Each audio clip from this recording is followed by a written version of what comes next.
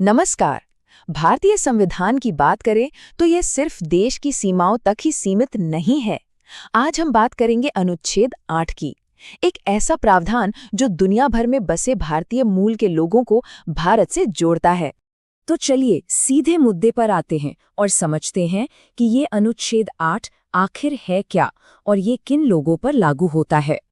देखिए, सीधे शब्दों में कहें तो ये अनुच्छेद उन लोगों को नागरिकता का अधिकार देता है जो हैं तो भारतीय मूल के लेकिन भारत से बाहर रह रहे थे। मतलब जब हमारा संविधान लागू हुआ उस वक्त वो भौगोलिक तौर पर भारत में नहीं थे, पर उनकी जड़ें वो पूरी तरह से भारत से जुड़ी हुई थीं।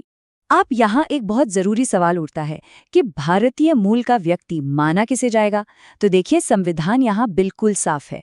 भारतीय मूल का मतलब है ऐसा कोई भी व्यक्ति जिसके माता पिता या फिर दादा दादी नाना नानी में से किसी का भी जन्म अविभाजित भारत में हुआ हो। और हाँ, ये परिभाषा भारत शासन अधिनियम 1935 के आधार पर तय की गई है।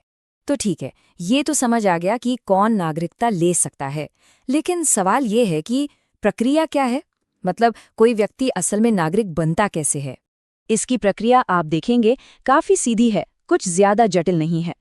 करना बस इतना है कि जिस भी देश में वो व्यक्ति रह रहा है वहां के भारतीय दूतावास यानी एम्बेसी या कॉन्सुलेट में एक एप्लीकेशन देनी होती है। जब वहां मौजूद भारत के डिप्लोमेटिक या काउंसलर प्रतिनिधि उसे एक नागरिक के तौर पर रजिस्टर कर लेते हैं, बस उसी पल से उसे भारत का नागरिक मान लिया जाता है। असल में ये जो रजिस्ट्रेशन है ना, ये एक तरह की औपचारिक घोषणा है। इससे सरकार को ये पता चलता है कि हाँ, ये व्यक्ति अपनी इच्छा से भारतीय नागरिकता चाहता है। ठीक है, प्रक्रिया तो आसान है, लेकिन इस अनुच्छेद का असली महत्व क्या है? आखिर ये इतना जरूरी क्यों है? चलिए इसको एक बहुत ही आसान से उदाहरण से समझते हैं। मान लीजिए कोई व्यक्ति है जिसके माता पिता तो भारतीय हैं, लेकिन वो रहता है यूके में। तो अनुच्छेद 8 के तहत वो वहां के भारतीय दूतावास में जाकर सिर्फ एक रजिस्ट्रेशन कराकर भारत का नागरिक बन सकता है। कितना सीधा है, देखिए। तो इसका बड़ा मतलब ये है कि ये प्रावधान दुनिया भर में बसे भारतीय मूल के लोगों को, हमारे डायस्पोरा को भारत से संवैधानिक रूप से जोड़ता है। ये एक पुल का काम करता है। अब अनुच्छेद 8 को पूरी तरह समझने के लिए इसे अकेले देखना काफी नहीं है, हमें इसे नागरिकता से जुड़े दूसरे अनुच्छेदों के साथ रखकर देखना होगा। तो आइए एक छोटी सी तुलना करते हैं। तो ये टेबल देखिए, यहाँ पर अंतर बिल्कुल साफ हो जाता है।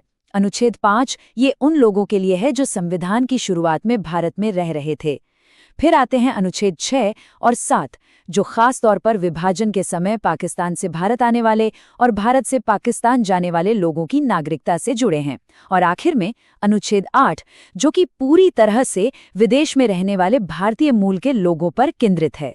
और हाँ, जो लोग प्रतियोगी परीक्षाओं की तैयारी कर रहे हैं उनके लिए ये पॉइंट बहुत बहुत ज़रूरी है। यूपीएससी हो, एसएससी हो या कोई भी स्टेट पीसीएस, नागरिकता पर सवाल बनते ही हैं।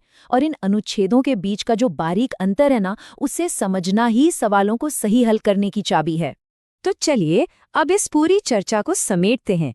आखिर अनुच्छेद 8 का निष्कर्ष क्या है? इसका सार क्या है?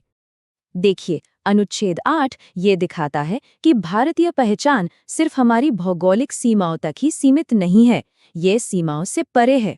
ये वो प्रावधान है जो दुनिया भर में बसे भारतीयों को हमारे संविधान के जरिए भारत से जोड़ता है, उनकी जड़ों को एक संवैधानिक मान्यता देता है।